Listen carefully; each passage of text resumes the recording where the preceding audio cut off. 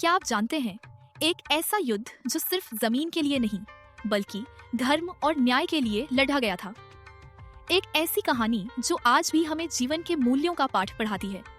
आइए महाभारत की इस अद्भुत यात्रा पर चलें। महाभारत भारत का एक महान महाकाव्य है। यह लगभग 1000 ईसा पूर्व लिखा गया था। यह सिर्फ एक कहानी नहीं बल्कि जीवन, धर्म, नैतिकता, युद्ध और प्रेम जैसे विषयों पर एक गहरा चिंतन है। महाभारत की कहानी कौरवों और पांडवों के बीच हुए एक भीषण युद्ध के इर्द गिर्द घूमती है।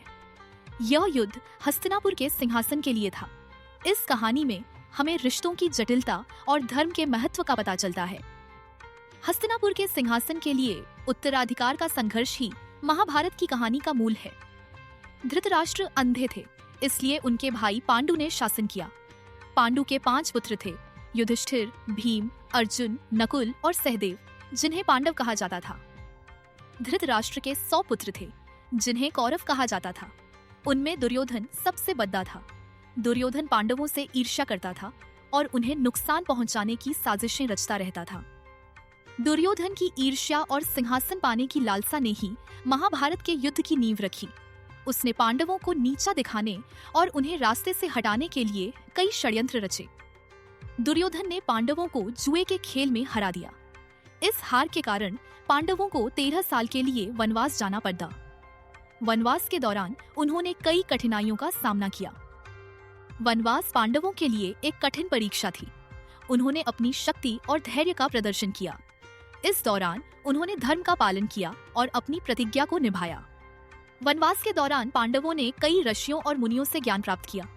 उन्होंने अपनी युद्ध कला को और भी निखारा। यह समय उनके लिए आत्मचिंतन और तैयारी का था। वनवास से लौटने के बाद पांडवों ने अपना आधा राज्य वापस मांगा, लेकिन दुर्योधन ने उन्हें 1 इंच भी जमीन देने से इनकार कर दिया। दुर्योधन के इस इनकार ने युद्ध को अनिवार्य बना दिया। पांडवों ने शांति से मामला सुलझाने की पूरी कोशिश की। उन्होंने भगवान कृष्ण को अपना दूत बनाकर दुर्योधन के पास भेजा, लेकिन दुर्योधन अपनी जिद पर अड़ा रहा।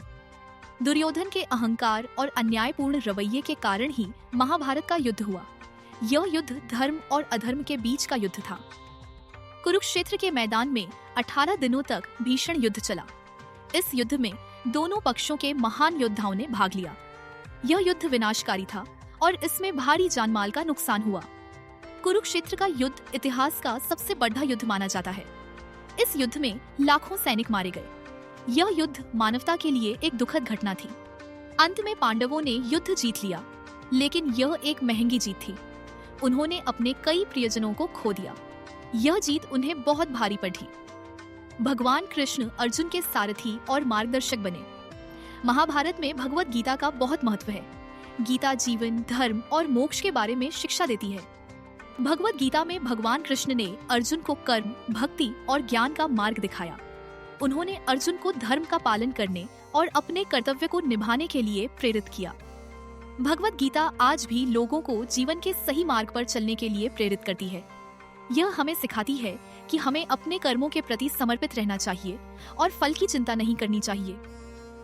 अगर आपको यह वीडियो पसंद आया तो इसे लाइक करें, शेयर करें और हमारे चैनल को सब्सक्राइब करें। धन्यवाद।